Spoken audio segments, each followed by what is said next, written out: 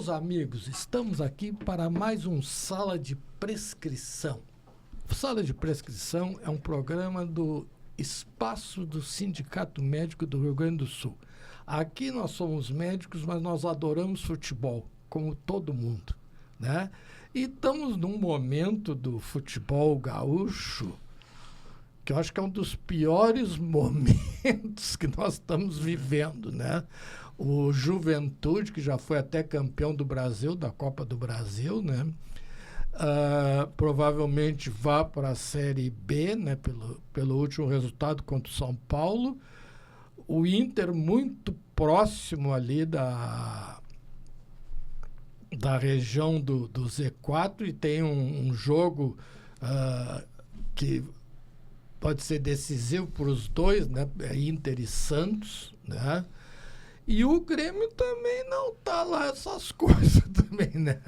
Vamos aqui. Então, hoje nós vamos falar com quem entende de tudo isso, né? Que vai falar sobre a base do futebol. Então, estamos aqui recebendo hoje Claudinei Didio Vargas, o professor Didio, observador técnico do Grêmio Futebol Porto Alegrense. Seja muito bem-vindo, Didio. E para nos acompanhar, está aqui também o doutor Suel, que depois do professor Didio vai se apresentar para nós. Então, Didio, nos diga quem és, de onde vens e para onde vais. Bom, eu sou Claudinei Vargas, sou observador técnico do Grêmio. Estou há 10 anos no clube, né? Mas já milito no futebol desde meus 11 anos, né? De jogador, depois transitar em várias funções, enfim. Agora a gente já está nessa função de observador. Formado em Educação Física, pós-graduado em Educação Física. E militando no futebol, tentando achar, né, atletas para que possam fazer parte não só da nossa categoria de base, mas que tenham serventia ao nosso profissional. Esse é o grande objetivo. E a gente roda esse Rio Grande do Sul, Santa Catarina, algumas situações no Brasil, né? Além disso, fora do Brasil também, sempre procurando jogadores. Hoje é um sonho, né, de muitos meninos, a realização de poucos, mas o caminho é esse, como eu sempre digo para eles, né? Quem está dentro do campo eu posso olhar, quem não está dentro do campo eu não tenho como achar. Suel. Sou o Suel, sou médico, diretor do Simers, participo do Núcleo Médico Jovem aqui do Simers também. É uma honra estar aqui pela segunda vez no programa, muito feliz, adoro falar de futebol e estou muito curioso para saber o que o professor Didio vai nos contar dos bastidores aí, da seleção, dos atletas. Mas o Didio aqui, ele escondeu alguma coisa. Que na verdade, eu acho que não é só isso que ele falou. Na verdade, esses meninos são a subvenção e o financiamento do clube. Não é verdade? Sem Tem dúvida. meninos que jamais chegaram até o profissional. A grande maioria, e até poderíamos citar alguns que já são hoje, ou já foram famosos, que jamais vestiram a camiseta profissional do Grêmio e que se formaram na base do Grêmio. Vamos dar um exemplo. Goleiros. Goleiros, então, o Grêmio tem uma escola de goleiros. O Cássio, né? Sim, Cássio Ramos. Que foi do Corinthians, agora está lá no Cruzeiro. Aquele outro que é comentarista hoje da Sport TV, que jogou no Vasco, jogou no Palmeiras, né? Que também é goleiro, que é aqui de Viamão e que se formou também na base do Grêmio. Quanto TT... quantos e quantos jogadores que nem pisaram no gramado principal, vamos dizer assim, do Grêmio. Então, e outros que jogaram poucas partidas, ou uma ou duas temporadas, e logo foram vendidos. E que não é só o Grêmio, né? Todos os clubes brasileiros. E hoje as vendas, né, Didio, são com idade bem jovem e precoce, diríamos. Antigamente não, né? Antigamente, na realidade, o jogador tinha que pisar no profissional para ser visto, né? E poder ter uma projeção de venda, né? Hoje não, porque até porque as competições também internacionais já começam muito cedo, né? Agora está tendo o Mundial Sub-17, por exemplo. E ali já tem olheiros do mundo inteiro olhando todos os jogadores de seleção. Então, antes de ele chegar no profissional, esse jogador já tem um relatório, né, nos clubes internacionais, aí, ingleses principalmente, espanhóis, italianos, alemães, portugueses, enfim. Então, o atleta já é observado hoje, uma coisa que não se tinha antigamente, né? Antigamente, tu aparecia só realmente quando tu pisava no profissional. Hoje, não. Desde muito cedo, quando o jogador começa já a se destacar, tanto em competições nacionais como internacionais, pelos scouts, né, que acompanham essas competições, ele já começa a figurar, né, e começa a aparecer. Então, por isso que muitas vezes ele já é precocemente vendido antes de chegar ao profissional do clube. É óbvio que, porque pela lei ele tem que completar 18 anos para depois sair do país, mas muitas vezes eles não conseguem nem chegar realmente no profissional e já são vendidos para outros clubes. E para reforçar o nosso time aqui no Sala de Prescrição, nada mais e nada menos do Dr. Acioli Fossari. É uma satisfação, Dr. Nogueira, estar aqui nesse programa, Sala de Prescrição, hoje falando com o Segundídio, né? E falando com o Soel Arpini. É isso? Isso. Foi uma satisfação participar. Vamos explorar o que tem o Didi nos falar sobre o observador do Grêmio. Pô, sabe que, Didi, que eu tenho uma curiosidade muito grande. Vocês são a base, vocês vão pavimentar a estrada aqui do clube. Nós não temos, como eu tenho dito aqui, o pessoal às vezes fica gozando, não temos que fazer gestão. E nós não temos condição de comprar jogador caro. Nós temos que descobrir talentos. Muitos talentos daqui têm ido embora do estado. Nem Grêmio, nem Internacional tem desculpe, mas não tem descoberto. Eu sei que tem meninos lá fora, em Palmeiras e outros, que estão lá, né? Que estão lá com boas possibilidades de desenvolver um bom futebol. Mas tu tem de uma responsabilidade muito grande. Eu parabenizo, e hoje em dia o Grêmio está dando de 10-0 Internacional, embora eu seja colorado, que ali dificilmente nós conseguimos colocar uma das categorias. Não caiu porque não podia cair, né?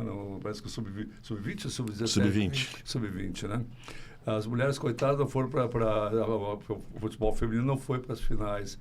Nós estamos assim com a falta de gestão, falta de compreensão, falta de bom entendimento.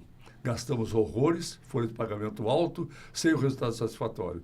Desculpe, meu caro Nogueira, o senhor está coordenando já com desabafo de cara. Assim. Não, mas Fossari, eu acho assim, eu acho que o erro foi contratar, por exemplo, Borré, aquele outro rapaz que teve aí do Equador, o Valência, que gastaram uma fortuna, cada um deles ganhando 1,5 milhão, quase 2 milhões. Sabe, Nogueira, os dois clubes estão assim. O Grêmio estava me dizendo, né, Didi e Soel, que vocês estão, você está dizendo, o Grêmio em si, paga jogadores que estão fora, paga uma parcela do salário e também tem um custo altíssimo. A folha do Grêmio, a folha internacional, gira em torno de quase 20 milhões mês, é isso? 18 mais milhões. ou menos isso. Pô, Didi, e jogadores que a gente duvida, assim, né? Jogadores que vêm assim, que tem um futebol, né? Mas porque jogaram na Europa, né? Passou na Europa, vem ganhando uma fortuna. Está falando espanhol, então melhor ainda. Sim. E agora, por exemplo, eu acho que no Inter, o Inter vendeu recentemente um jogador para a Arábia, não foi? Sim. Que e ganhou um dinheiro muito bom. Olha, foi o melhor negócio. Esse menino, Ricardo Matias, eu sou gremista, mas eu admiro esse menino, né? E esse menino foi o herói agora. Mas informação, mas ele some do jogo também. Mas como tu diz, ele está em formação, ele é um jogador de 19 anos. Tem um outro menino lá, me ajuda. O do Inter? Do Inter. O Luiz Otávio, que está no meio de campo. Mas não, tem um outro ainda. Está para ser vendido, né? Ele vai ser vendido. Não tem um Gustavo Gustavo Prado. Prado. Sim. Eu acho que tem meninos bons também. Agora, o que eu vejo é o seguinte, a dificuldade que é para jogar aqui em Porto Alegre. Para jogar no Grêmio. Eu vou falar mais do Grêmio. Né? Na época do Renato, eram os bruxinhos do Renato. Né? E o Renato trazia aquela velharia dele, todos aqueles amigos dele lá do Rio de Janeiro, ganhando uma fortuna, e que muitos não jogavam nada.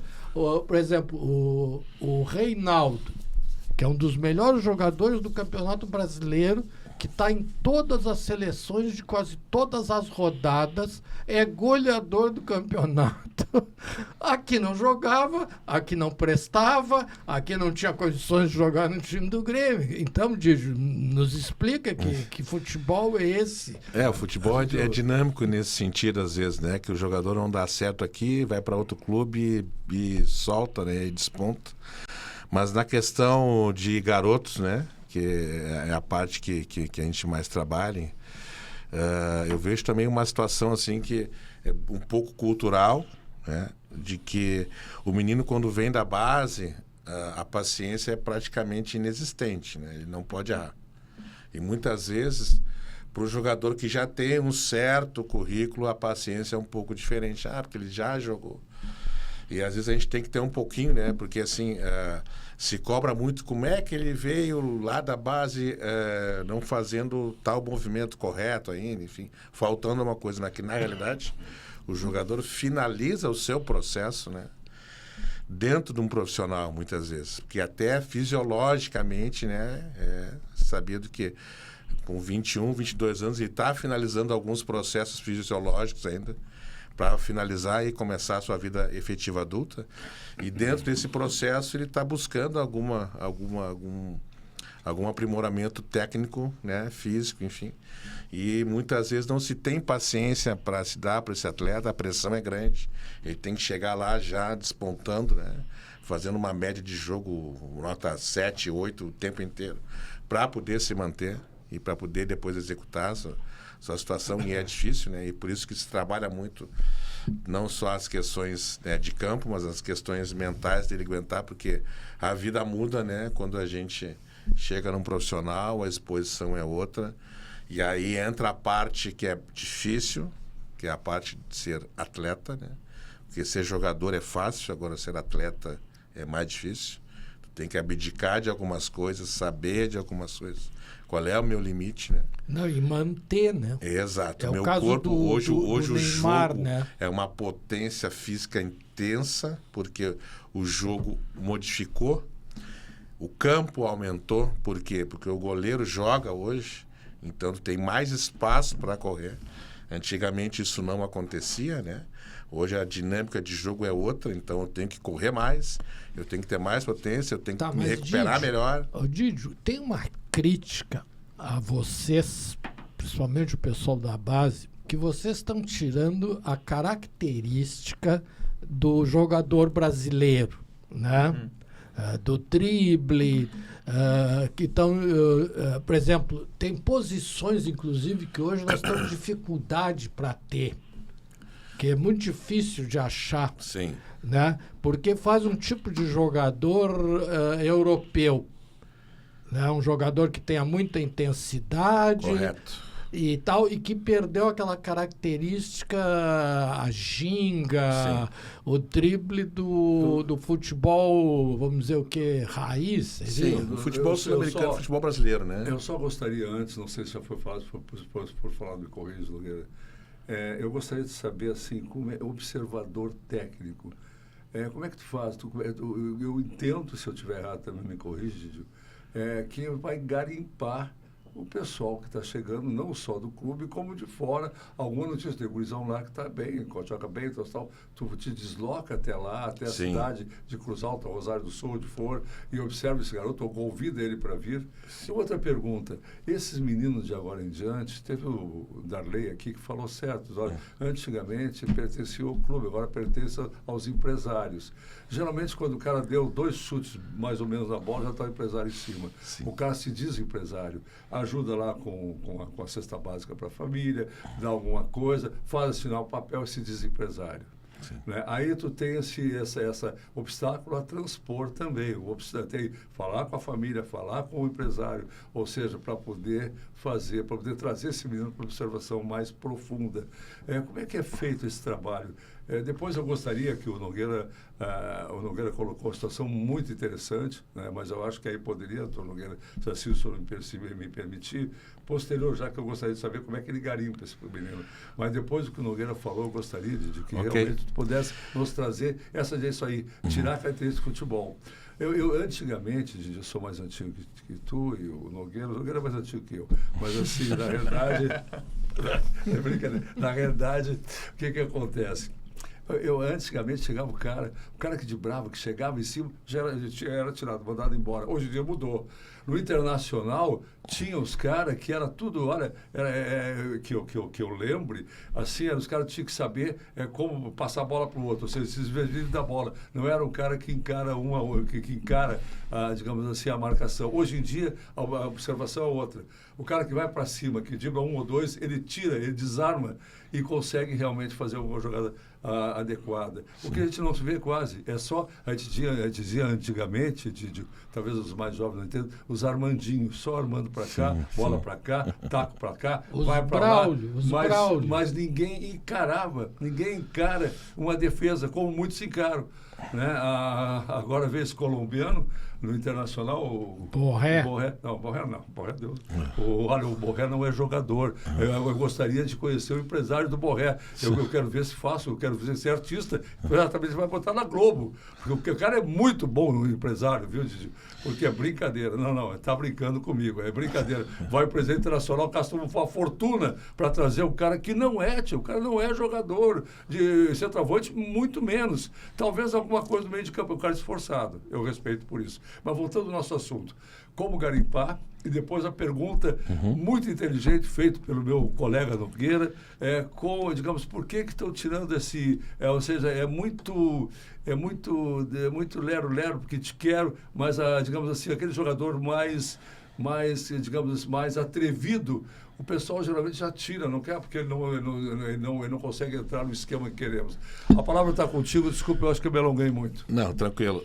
Bom, primeiro assim, qual é o processo, né? Hoje em dia, com a informação, né, com a tecnologia da informação, as coisas chegam muito rápidas para nós, né? Se tem um menino se destacando no interior de Goiás, por exemplo, já a informação chega para nós de algum jeito, ou alguém que a gente conhece, algum treinador, enfim. E a gente sempre procura, né, buscar informações, procura olhar em loco, né, porque é diferente. E aí, assim, detectar se realmente ele está naquele nível que a gente está buscando. Mas a gente, com a tecnologia, as informações realmente chegam muito rápidas. A gente sempre procura aí visitar, né, clubes, projetos, escolas, ou faz processos, né, a gente tem atentado muito ao nosso interior. Eu tive em Júlio de Castilhos agora, vim de Santa Rosa, cheguei ontem à noite. Então a gente sabe que as oportunidades, né, para o interior têm que ser dadas. Nós temos regiões que têm dificuldade de sair do local, por exemplo, a nossa região fronteira, mas nós, Grêmio, temos um projeto que chama-se Núcleos de Captação. Não é escola conveniada, é um núcleo de captação. E o nosso núcleo de captação, ele trabalha linkado ao CT Eldorado do Sul, ou seja, ele tem que replicar o trabalho que se faz em Eldorado dentro do seu núcleo, e ele tem um raio de 200 quilômetros para fazer parcerias e captar atletas. Então, nós temos hoje um núcleo em Uruguaiana, Agudo, Serafina Correia, e Vacaria e Pelotas. No Rio Grande do Sul são nisso. Núcleo de captação. Núcleo de captação.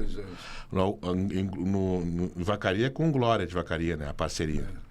Geralmente existe uma parceria com os clubes locais, se assim tiver. Ou se não tiver. Ou são escolas, né, que são organizadas, enfim, e eles têm esse raio de 200 quilômetros para justamente fazer o link com outras escolas da região, vai detectando esses talentos, nós vamos lá, visitamos, claro. Esse menino está agora aqui, e a gente já dentro da nossa categoria de base temos muitos atletas que são oriundos dos nossos núcleos, porque nós temos núcleo no Paraná, nós temos núcleo em Santa Catarina, em Tubarão, nós temos no Paraná, Uma das parcerias no Paraná é com o Marreco Futsal, né, que é de Francisco Beltrão. Nós temos em Brasília, nós temos no Nordeste 5 também. O de São Paulo, de onde vem o Gustavinho, né, que é de Praia Grande, São Paulo. Então, o retorno para nós já é positivo nesse sentido. Do lado, no Uruguai, porque no Uruguai... Nós temos em Uruguaiana, na fronteira. Que ali Ali, nós temos Uruguaiana, acho que é com a Argentina, né? Mas não tem... Uruguaiana é com a Argentina. Com a Argentina. Com a Argentina. O mais perto do Uruguai seria Pelotas, né? Seria mais o sul. E o Peneirão antigo não... Cara, o Peneirão antigo, tá? Ele é produtivo para a sociedade, porque abre para todo mundo. Mas não é produtivo para nós. Porque ali vai, como a gente não é permitido, nenhum processo pode envolver valor. Né? Agora, em Júlio de Castilhos, quando a gente faz um processo, e foi através da Prefeitura de Júlio de Castilhos, o que eu solicitei? Então vamos fazer o seguinte, não tem valor, mas 1 quilo de alimento, a gente arrecadou 250 quilos para uma instituição de caridade lá da cidade, que a gente já deixou na cidade essa situação. Quantos olheiros, observadores tem o Grêmio? Nós somos 6. 6. É o menor grupo de observadores do Brasil. Exatamente. Eu ouvi falar que o Palmeiras tem 100. Não, 100 não. Quantos? Mas é um número bem maior. Não, ele pode ter para cima, não chega esse número. Não. O Fluminense tem 20 observadores. O Inter está com 12, se eu não me engano, 10, 12. A maioria dos clubes tem essa média aí, 10 a 15. Tá, agora a queixa que a gente ouve é o seguinte: todos os pais acham que os seus filhos são craques. Sim. Todos, né? Sem exceção. O que acontece? O meu pai era o único que dizia assim, vai estudar, porque para isso não serve, né? E eu me esforçava e eu queria, mas não tinha jeito, né? O que acontece? Todo mundo reclama que para tentar levar o menino para treinar, seja no Inter ou seja aqui no Grêmio, se o menino não tiver um empresário, é muito difícil. Isso aí é Mas aquilo que eu estava perguntando, Nogueira, mesmo, a respeito daquilo que o Darley, não sei se tu estava junto aqui quando o Darley esteve. Não, no dia do Darley não. Ele falou exatamente isso, quer dizer, o menino mal sai das fraldas, e aí já tem um cara querendo ser o empresário dele. Sim. E aí faz assinar um papel. O menino não, mas os pais, né, comprometendo uma coisa. Tá, mas vamos ver. Mas na realidade, sim, eu respondo pelo Grêmio. Claro. Não tem esse tipo de situação. A gente vai lá, olha... ou não é, se tem ou não tem, se é uma coisa particular do atleta, até quando o menino está dentro da nossa CT Dourado. O que tu procura? Vamos dizer assim, inicialmente, assim, basicamente, todo mundo entender. A primeira situação é a questão técnica, né, dele, relação dele com a bola, a destreza motora que ele apresenta de acordo com a sua idade, o entendimento de jogo que ele mostra dentro do jogo, e aí... o que eu posso agregar dele dentro do nosso trabalho. Ele tem isso, mas se ele for para lá com nós, absorver mais isso, mais aquilo. Né? Dentro do nosso trabalho, tanto técnico, quanto tático, quanto físico. O teu trabalho é só captar. É captar.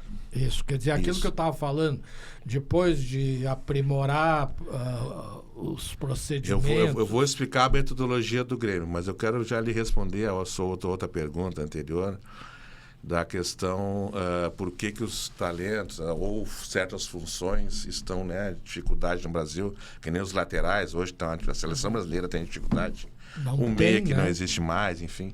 Aí eu faço uma meia-culpa como professor, né, mas não sou treinador, mas sou professor. Desde cedo, quando o menino é pequenininho, mas ele tem uma característica boa de drible, qual é a primeira coisa que ele escuta? Passa a bola. Aí ele virou europeu. Não é mais sul-americano. E já começa a se podar ali. Passa a bola, marca aqui, volta ali, passa a bola, passa a bola, passa a bola, passa... O argentino é diferente. Se ele tem no sub-10, por exemplo, 2 meninos que são meias, ele pega e bota dentro do campo e eles vão se ajustar sozinhos ali dentro. Eu já fui acompanhar competição na Argentina, dos pequenos, que é diferente do brasileiro, e esse modelo se replica desde a nascente até o profissional nosso, que é o modelar o jogador. Domina assim, passa assado, fecha aqui, vai para lá, vem para cá. O jogador não pensa, ele executa. O argentino ele deixa mais solto. Ele resolve, porque ali dentro, quem resolve é o jogador. É porque se o menino ele demonstra alguma coisa nesse sentido, de uma maneira quase pejorativa, já disse, é peladeiro. Sim, E é. aí deixa o cara, não, é peladeiro. Sim, é. Mas é uma ignorância, desculpe. Mas isso que eu falo, a minha culpa minha. Me dá raiva isso. Por isso que os Armandinho, é só cara que toca a bola, ninguém enfrenta nada. Aqueles caras formam essas defesas, as defesas muito bem montadas, ninguém consegue passar por lá. Exato. Quando chega alguém aí de fora que tem alguma capacidade, ou alguém aqui de dentro. Alguém aqui de dentro, o Grêmio, por exemplo, está apresentando esse que joga na direita, como é que é? O Alisson. Não, que tu falou, o menino esse que veio de fora de São Paulo. De O Gustavinho? O Gustavinho. O Gustavinho já foi embora. Não, o Gustavinho era mas tem o cara, como é que é o... Do lado da direita agora, o Alisson, né? O Alisson é um excelente, pô. O cara que tem uma habilidade com a bola que eu fico encantado, embora seja do Colorado, fico encantado pela habilidade que ele tem. Sim. Mas acho, professor, o futebol mudou um pouco também, Sim, né? o futebol Hoje, mudou. É porque muito mais intenso. Mudou, né? A partir do momento da evolução física, né? Exato. Por que acontecia antigamente? Vai a história do esporte em geral, né? As evoluções físicas, as metodologias novas, elas surgiam de 4 em 4 anos, que eram as Olimpíadas, porque era a cortina de ferro contra os Estados Unidos. Então eles se fechavam e só mostravam suas novas tecnologias nas Olimpíadas. Começou os mundiais, tanto de atletismo quanto de todos os esportes, e as coisas não eram de 4 em 4 anos. E aí a abertura de conhecimentos, enfim. Só que a parte física realmente evoluiu muito. Então hoje tu consegue fazer um time competitivo fisicamente. E aí qual é o diferencial que se vem buscar no Brasil? É a questão técnica. Essa é a questão, né? O Grêmio hoje, internamente, possui uma metodologia que ele tem, eu falo o Eldorado do Sul, onde eu sou vinculado, tá? Nós temos o sub-14 e o sub-20, mas internamente nós temos nomenclaturas. Categoria de inserção, desenvolvimento, preparação e promoção. Inserção, meninos que estão chegando de outros projetos, outras escolas, estão abaixo um pouco de um trabalho físico, nutricional, psicológico, técnico, tático, enfim. Ele vai, dentro da sua inserção, adquirir, né, essa capacidade para ser incluído dentro da sua categoria do seu ano. Desenvolvimento, onde ele vai ter um maior volume de trabalho, né, tático, técnico e físico, geralmente dos 15, 16 anos. Preparação, que já começa a finalizar, né, 17, 18 anos, para a promoção ao profissional. Então, o jogador se encaixa dentro dessa nomenclatura de acordo com a sua competência atual, física, técnica, tática e cognitiva. Ou seja, não prendemos um jogador dentro da categoria, porque hoje ele tem que nem o Estevão. O Estevão chegou no profissional mais cedo. Se ele ficasse, ele já bateu no teto e aí ele fica naquele ambiente e não evolui mais. Então, quando o jogador apresenta alguma coisa a mais, sobe de categoria, o que a gente usa como jargão, né? O subir o sarrafo. E vai subindo o sarrafo, ele vai passando. Se ele tiver com 15 anos e ter condições de estar num profissional, é ele que vai criar esse caminho. Não, mas que beleza saber disso, Didi. Eu tinha uma ideia que vocês, os preparadores em si, tinham como orientação, indicação a idade. Então, não, é capacidade física. Capacidade física e técnica, né? Que bom, que bom, olha, parabéns. Sim, eu acho que aí a gente tem condição de encaminhar uma pessoa, não deixar, digamos lá, numa categoria bem inferior, os caras têm capacidade de... Porque daí ele fica dono do campinho ali e ele não tem mais motivação, né? Mas aqui eu tô sobrando, né? Então eu tenho que subir realmente, né, a dificuldade para ele vai respondendo e assim vai. Tanto é que o nosso sub-20 esse ano, a base do nosso sub-20, os melhores do nosso sub-20, na realidade, que se destacaram no brasileiro são atletas que eram sub-17, 2008, que estão na seleção hoje. O Thiaguinho, Luiz Eduardo, zagueiro, e o Gabriel Meck. São três 2008, sub-17, mas já estavam no nosso sub-20 jogando brasileiro. Provavelmente vai Mas profissionalizar. atualmente o sub-17 do Grêmio é melhor do que o sub-20, né? É que na realidade o nosso sub-20 ou foi vendido ou já está no profissional. Tem um menino que eu admirei ele muito, mas ele está no profissional agora, já está faz acho que um ano. Antes ele estava lesionado e ele nunca joga, que é o Jardiel. Jardiel. Eu não sei o que acontece. O Jardiel tem uma questão assim, que ele chegou tarde para nós, né? Ele teve que recuperar muito trabalho. Ele veio do interior de Pernambuco. E aí ele teve uma lesão séria, enfim. Agora estava começando a ter alguns espaços. Claro, agora, por exemplo, chegou o Carlos Vinícius, então um nível acima, já bloqueei um pouco o espaço para ele. Mas eu acho que a tendência é que para 26 ele tenha mais espaço, se não for, né, aparecer alguma negociação. Já teve interesse de alguns negócios, mas acabou não concretizando. Né? O Thiaguinho fala muito bem dele. Sim. Esse Gabriel Meck também apareceu, parecia que era maior, agora parece que a coisa meio murchou. Mas são fases, são meninos, né? Oscilações acontecem. O Gabriel Meck, ele é muito pequeno, né? O tamanho. Ele teve essa dificuldade realmente quando ele chegou no sub-17, mas ele tinha uma maturação tardia e ele teve que ganhar massa para aguentar o jogo. Quando ele ganhou massa e começou a aguentar o jogo de sub-20, ele começou a subir, mas ele teve que realmente ganhar uma massa, porque o jogo é diferente, né? E chega no profissional, o sarrafo físico é muito forte, né? Então, mas realmente isso tem da que fazer. parte física é uma coisa que tu consegue avaliar na captação, que tu olha, pô, esse cara tecnicamente é bom, Sim. Precisa ter um apoio nutricional, psicológico, a gente brinca até, doutor, que a gente fala assim, pô, aqui ó, arroz, feijão e um bifezinho para ele e vamos botar ele para treinar lá e vamos ver como é que ele vai absorver isso aí, né? Como é que ele vai responder num nível mais alto. Né? Quando tu olha um jogo do campeonato inglês, que eu acho que é o top dos tops, né? Sem dúvida. Para mim, sem dúvida. Sem dúvida, né? O que tu nota? Parece, a minha sensação, primeiro que os gramados são fantásticos, né? Que os jogadores deslizam em campo. Eles deslizam, né? Eles meio voam, assim, parece que eles não botam o pé no chão, eles andam na pontinha, assim, né? E uma velocidade incrível. Potência do jogo hoje é. Mas, então, aí tu olha um jogo do Campeonato Brasileiro, parece que é mais lento, né? Dá uma sensação que é mais lento. É um futebol mais pesado. E lá é leve. É como diz o Abel Ferreira lá do Palmeiras. Parece que os jogadores são mais frescos.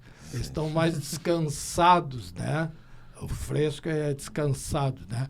Então eles voam, assim. Outra coisa é a seguinte. Aqui ainda a gente tem um centroavante tipo Carlos Vinícius.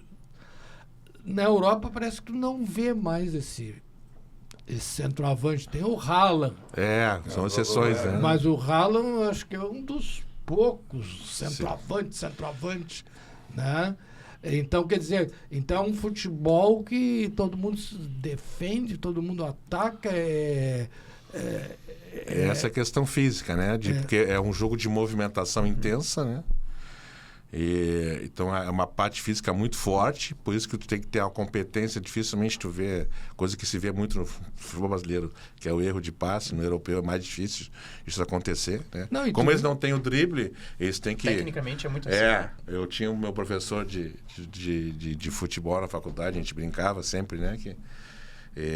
Que era o jogo de xadrez, que vai mexendo as peças até achar um buraco. Não, e tem outros detalhes. Por exemplo, tiveram jogadores que foram para a Europa e não ficaram uma temporada. Né? Agora esse menino que voltou agora no Palmeiras está fazendo gol. Foi para o Barcelona, depois já emprestaram ele para Vitor Roque, né? Que eu acho, para nós é um craque. Mas na Europa ele não emplacou. Como o Gabigol, né? O Gabigol, exatamente, Suel. Eu só gostaria de voltar lá lá no início das coisas. Didio, assim, ó, geralmente a gente vê com frequência aquele guri que todo mundo bota, todo mundo tem esperança, já começa a mídia a falar alguma coisa. Bom, aí ele vai para o campo, os profissionais, e não tem aquele sucesso, ele não consegue. E ele cai em desgraça muitas vezes com a torcida, com a mídia e vai ao fundo. Como é que tu segura um guri desse aí? Porque deve ser, tu como professor, deve ser uma barra. Essa é a fase mais fácil. Ou tu segura o cara, que ele pode ter a reação, ou o cara se perde. Daqui a pouco, e já vi muitos passarem, tanto o Grêmio Internacional, com uma promessa muito grande, foram parar em times muito menores e outros pararam, não quiseram mais continuar com o futebol. Eu acho que é uma fase muito complicada e uma fase muito importante para quem possa segurar a mão. Eu acho que quem segura a mão, pelo que eu estou vendo, são vocês, que é professor, que é observador, que está no clube e vê quando essas coisas acontecem. Sim. Doutor, eu vou lhe dizer uma coisa. Essa situação realmente é pertinente, né, dentro do futebol brasileiro. Os números mudaram hoje, né? Às vezes tem meninos que não chegaram no profissional, mas já tem um certo salário positivo, né? Vamos dizer, no âmbito geral do mercado brasileiro, né? Eu já falei para alguns meninos muitas vezes que eles não têm noção do que eles ganham às vezes, né? E acham que está ruim para eles. Dá um exemplo de um menino com 18 anos, há pouco ganhando 15 mil reais, por exemplo. Eu disse para eles já assim, meu querido, um microempresário hoje, cara, para ganhar 15 mil reais por mês, ele trabalha de segunda a segunda, de manhã até de noite, cara, e não tem férias. Tu treina um turno por dia. Se tu tem problema na unha, tem 2 doutores te olhando. Então, pensa um pouquinho onde tu estás hoje. Só que estar aqui hoje não é estar aqui amanhã. Então, tu tem que construir isso e te manter nesse momento. Porque muitas vezes o menino está ali dentro de um grande clube, né? Isso eu falo do Grêmio e dos grandes clubes de Série A que investem realmente pesado na formação de base, mas amanhã depois eu posso não estar mais, em vez de estar ganhando 15, estou ganhando 3 do interior. Mas aí são escolhas. Porque eu brinco com eles, né? Cara, vocês acham que são funcionário público, vou ficar a vida inteira aqui dentro? Não, né?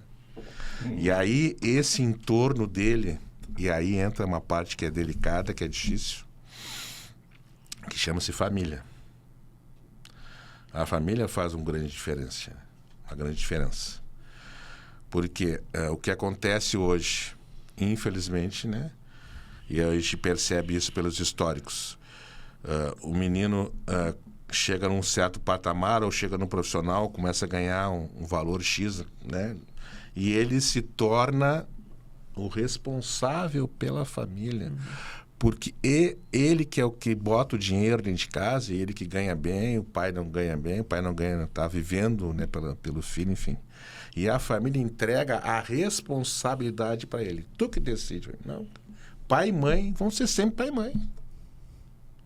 Mas, por essa questão financeira, eles entregam essa responsabilidade para o menino. Não é tu que decide. Não, não decide nada. Sim, mas eu conheço casos, assim, que até já atendi como médico, sou médico psiquiatra, Sim. de famílias que vieram do Nordeste, que largaram tudo lá. Sim. E que vivem às custas do salário do menino. E às vezes o menino tem 12 anos. Exatamente. E aí tu pergunta para esse menino, Fossari, e o que tu acha? Tu vai jogar no Grêmio, no Inter? Ele disse, não, eu não pretendo jogar nem no Grêmio, nem no Inter. Eu quero jogar no Real Madrid. No Barcelona. É ou não é? E aí eles pensam o seguinte, que eles não vão ganhar 15 nem 12, eles vão ganhar 1 milhão. É ou não é? Então eles pensam muito grande. Só que uma coisa é assim, quem é que chega lá? É Exato. né? É um, né? Mas aí, Nogueira, muitos talentos se perdem. Eu estou lembrando, desculpe, eu não sou... Eu tenho muita facilidade para números. Nomes eu não guardo muito nomes. E quando eu disser, tu vai conseguir identificar. O meio de campo do Grêmio, que o cara, eu achava ele um domínio de bola maravilhoso. Está no Ipiranga agora. Jean-Pierre. Já não está mais no Ipiranga. Já saiu, né? Jean-Pierre, rapaz, estava em ascensão, de uma hora para outra bloqueou. Não quero mais. saiu, depois agora voltou, mas aquele talento está se perdendo. Não é só isso, é uma pessoa pobre, como tu falou, ele provavelmente deve ser o provedor da família, é a família com esperança, e é uma responsabilidade que bota no ombro dos meninos, e é uma pena, porque aquele rapaz, aquele era um craque. Achava assim, ele tinha um domínio de bola, ele era diferenciado. Não, ele individualmente, tecnicamente, é um jogador diferente mesmo. Mas o que aconteceu? Ele teve um problema de saúde. Eu até posso, por coincidência, eu até posso falar um pouco mais, porque eu trabalhei pessoalmente com a família, né? Num outro momento aí. E sempre se teve uma projeção muito grande, né? Principalmente o pai dele tinha uma projeção muito grande, mas também teve uma questão de doença familiar forte, né? Ele tem uma mãe que é maravilhosa, fantástica, muito forte, assim. E aí... mas o Jean-Pierre sempre se cobrou uma coisa que ele não foi. Queria que ele fosse um jogador rápido, mas ele nunca foi. Ele foi um jogador de acelerar o jogo, de pegar uma bola e botar o cara lá na frente do gol. Mas nunca foi um cara dinâmico. Não, o Renato... Brigador, nunca foi. Ganso, assim, né? Exato. Sim, ele é o meia... Esse meia clássico que não existe mais. Uma técnica diferente, realmente. Mas eu me lembro que o Renato dizia assim, não te preocupa que o Jean-Pierre vai te achar em campo. Exato. Né? O Jean-Pierre via a diferença de jogar com jogadores assim, né? Agora, eu sei que ele teve uma doença, sim. Né, que não vamos falar aqui por uma questão de respeito. Sim. Né? Rapaz, superou, né? Não, superou, mas ele um craque. Eu me lembro que foi feita uma coluna do Tostão na Folha de São Paulo. E aquela coluna do Tostão acho que acabou com o Jean-Pierre. Tu vê, às vezes, o elogio, que ele dizia que não via um jogador como esse há anos, décadas, né? Realmente, o Jean-Pierre é um craque que não suportou, né? Agora ele até saiu do Ipiranga, Suel. Ele foi para um outro clube agora. Eu não peguei agora o último movimento dele. Mas, olha, o Jean-Pierre é uma lástima. Mas aí vem aquela coisa, Nogueira, que aquelas coisas que os técnicos veem, aquela coisa, eu quero futebol de intensidade. Só que não tem jogador para isso. E ele quer intensidade, ele se quebra. Falta inteligência, Didio. Eu não posso, olha aqui, tem coisas que eu não vou falar eu sou colorado, eu vou frisar. Mas tem coisas que os caras fazem. Agora, desculpe, eu não quero ser uma palavra muito forte, mas a falta de inteligência para nossa volta contra o Mano agora, contra o Botafogo, eu sou colorado, tinha tudo para ganhar. Ele desfaz o jogo. Sabe o que acontece hoje se o Internacional ganhar? Vai passar do Grêmio. Sim. E se o Grêmio não conseguir ganhar a próxima, ele vai perder a possibilidade de ir para a Sul-Americana e aí vai correr o risco de inclusive, continuar na zona. Exato. Então, na realidade, acho que eu sou médico e já fui gestor de muitos hospitais. Eu sempre fazer gestão nada mais é que bom senso. O bom senso deve prevalecer. Né? Não adianta eu te dizer, olha aqui, Didi, tu vai lá, tem aquele rapaz lá que está sangrando no nariz, vai lá e resolve aquele problema. Tu não é, tchê. Tu vai lá, está sangrando, vou apertar isso aqui, apertar. Não, tem que chamar alguém que saiba fazer. Agora, manda aquele rapaz fazer o que tu faz, ele não vai saber fazer. Então, as pessoas têm que respeitar a capacidade de cada um, a condição de cada um pode desenvolver o seu trabalho, ou seja, tem que tirar de cada pessoa, de cada um, o que ele pode te dar. O que não pode te dar, não pode. O pessoal fala aí, diz que, como é que é, os caras aí da mídia, ovelha não voa e não vai voar mesmo. Ovelha não é pra não adianta, exato, não é para mato. Não, mas essa aí do Mano é para matar. Ele escolhe os jogos para perder. Eu nunca vi disso. E sabe a complicação então, ele não contava. Ele não contava. Não, o jogo contra o Botafogo, esse aí já está na conta dos que é para perder. Né? Agora, o que eu não entendo é o seguinte: o Grêmio é o maior plantel do Campeonato Brasileiro. Tem 37 jogadores. Eu não sei, É o maior. Né? Ninguém tem tanto jogador. Nem sei quem são esses jogadores.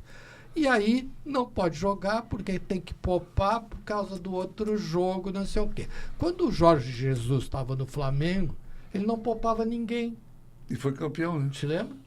Hoje o Flamengo não poupa ninguém, né? Jogam quase todos os jogos, né? E Fora aqui, de Chicago o tempo inteiro. O Arrascaeta com 32 participações em gol em 35 jogos, joga todo jogo. isso, e tem quantos anos? 30? Tem 30 e poucos. O Pois Arrascaeta. é. Quer dizer, então não dá para entender, entendeu? Então tem coisas assim que a gente... E os caras ganham uma fortuna para isso. E outra coisa, estão ali para ganhar... Para jogar futebol. Eu não estou falando sério, jogar Aqui na futebol. realidade, às vezes, eu acho que mimam demais. Eu sou médico, faço plantão. A saúde passada eu fiz plantão.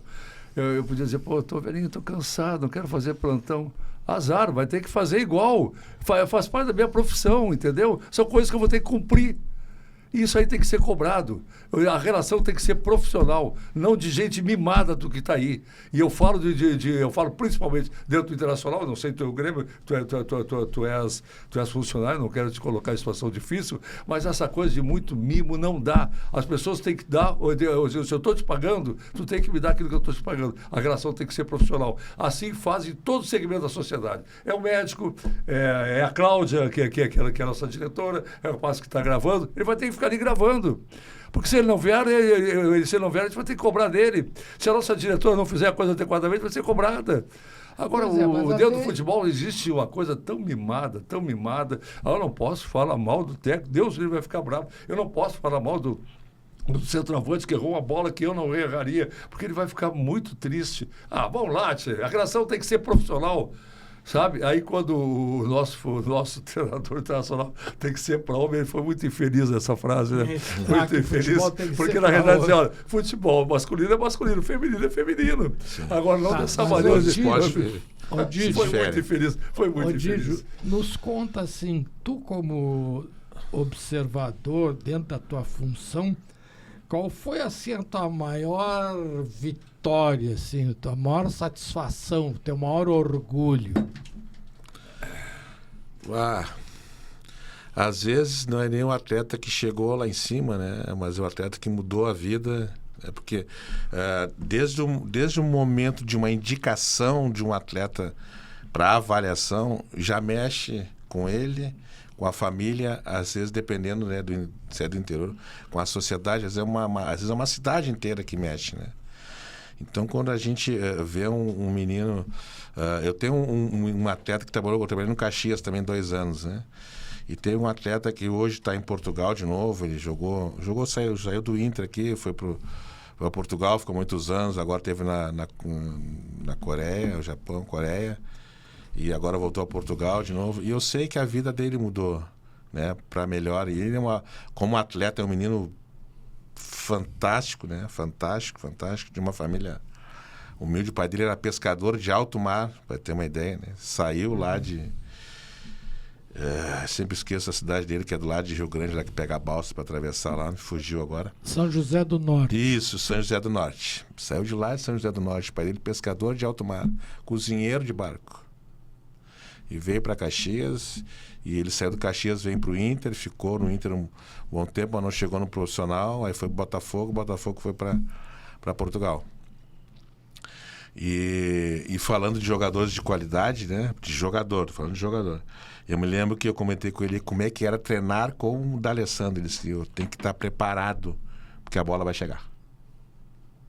Ele era atacante, né? Extremo. Eu tenho que estar ligado nele, porque parece que não, e a bola vai chegar. É o diferencial do jogador de alto nível, né? Então, a gente vê essas mudanças de vida, de família, assim, a gente fica muito feliz com isso, né? Mas hoje eu tenho, assim, o Jailson, que jogou no Palmeiras, né? Que saiu do Grêmio aqui, foi pro Palmeiras. Eu me lembro que ele estava na Chapecoense, e eu vi um jogo, eu fiz um relatório, meu coordenador na época, né? Me olhou para mim assim, mas ele é nosso, porque ele era do Grêmio, só que eu estava chegando, eu não sabia, ele estava emprestado para a Chapecoense. Eu disse, então ele tem que estar conosco. Manda voltar. Ele voltou, deu 6 meses, o Roger puxou e ele foi embora, entendeu?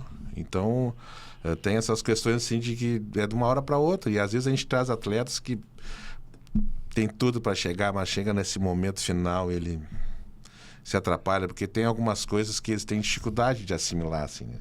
E eu brinco com eles que às vezes um contrato profissional, quando faz 16 anos, automaticamente tu pode assinar o primeiro contrato profissional. No Grêmio, não obrigatoriamente. Ele conquista esse primeiro contrato profissional de acordo com a sua performance. Só que eu disse para eles assim, cara, eu já li esses contratos e não achei a cláusula que diz que vocês assinam um contrato e automaticamente, com todo respeito, vocês ficam bonitos. Agora, uma das coisas, viu, de que eu fico muito... Eu acho, sabe, eu estou reforçando o que eu disse, viu, Suel e Nogueira, porque, na realidade, é uma das coisas que eu como médico, muitas vezes passo, e o Nogueira sabe disso, o Suel sabe, passo pessoas que estão fazendo seu estágio, sua residência. Eu me preocupo muito na formação ética, caráter da pessoa, não só técnica, porque ele vai sair mais tarde, vai ser um médico da sociedade, que tem que preservar algumas coisas, tem que ser eticamente, né? Por que eu estou te perguntando isso? Que hoje em dia tu trata com esses meninos que estão numa formação, que estão se formando. E hoje em dia tem muita coisa de álcool, de droga, de tabagismo, essas coisas pesadas que muitas vezes se perdem as pessoas nesse tipo de coisa. Como é que tu lida com essa situação? Como professor já deve ter uma boa formação como trabalhar isso, mas como é que tu consegue impedir esse lado tão ruim que acaba com qualquer pessoa, não só o atleta, como qualquer um acaba, a droga acaba, o tabagismo hoje em dia. O álcool é o mais comum. O alcoolismo, é verdade. O alcoolismo mais fácil, né? O alcoolismo, porque é uma droga lícita, né? Lícita. Então, assim, a cervejinha. A cervejinha, e veio o menino lá da base, onde o pai dele tomava, ou alguém, o tio, tu ia pro boteco, e ele pegou algum dinheirinho, que é também no boteco, jogar snooker, fazer esse tipo de coisa. Como é que trabalha isso, Didi? Queria só pegar um gancho que ele está falando, sim, que a gente até comentou assim, jovem, às vezes de 12, 13 anos, ganhando 10, 15 mil reais. É muito então, dinheiro. O cara tem o acesso, né, para isso, ele perde a juventude, porque ele vive na função de treino.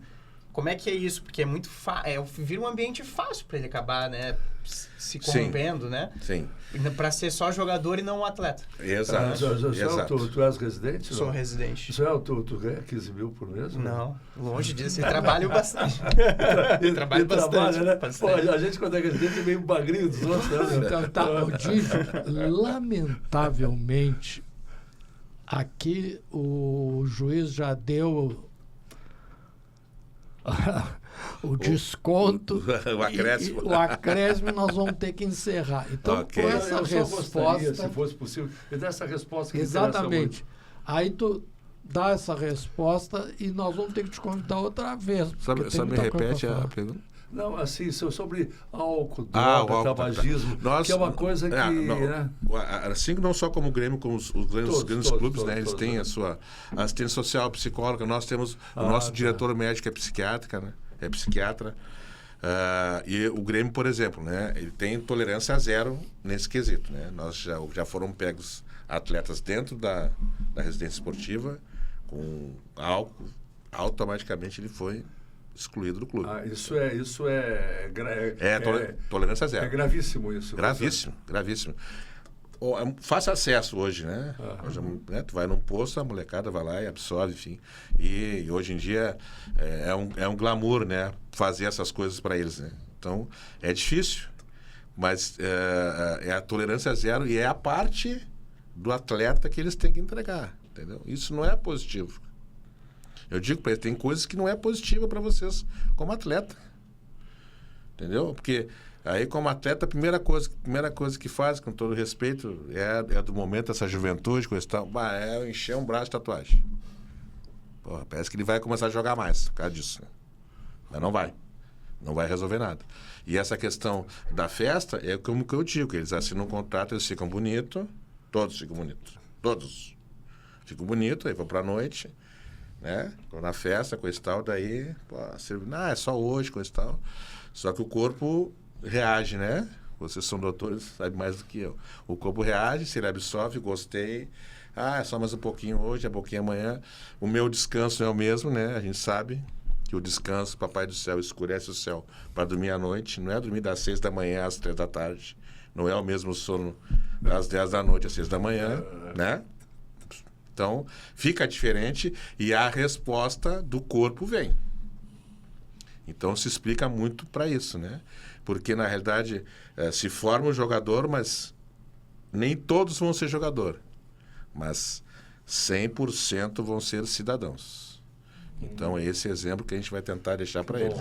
Foi bom. Isso é importante, formar pessoas, sejam elas continuando no futebol ou não, mas pessoas de caráter, que possa tocar a vida dela tranquilo. Né? Exato. 100% vão ser cidadão, né? Agora, vai ser jogador ou não, aí depende do caminho que ele vai conseguir construir. Perfeito. Didio, não temos palavras para te agradecer, né? E o papo, tu viu que aqui fluiu ao natural. Nós tínhamos um roteiro aqui, né? Mas a gente começa futebol, é isso. Vamos fazer a parte 2 ainda. Vamos ter que fazer a parte 2, Cláudia, né? Então, queria agradecer muito a tua participação. Gratidão. Né? É um papo, né? Muito agradável, muito agradável. Né, muito Suel? Muito bom. Muito agradável. A gente se sentiu em casa, assim, né? Conversando sobre aquilo que nós todos amamos. Então, esse foi mais um Sala de Prescrição. Estaremos aqui, como sempre, todas as segundas-feiras.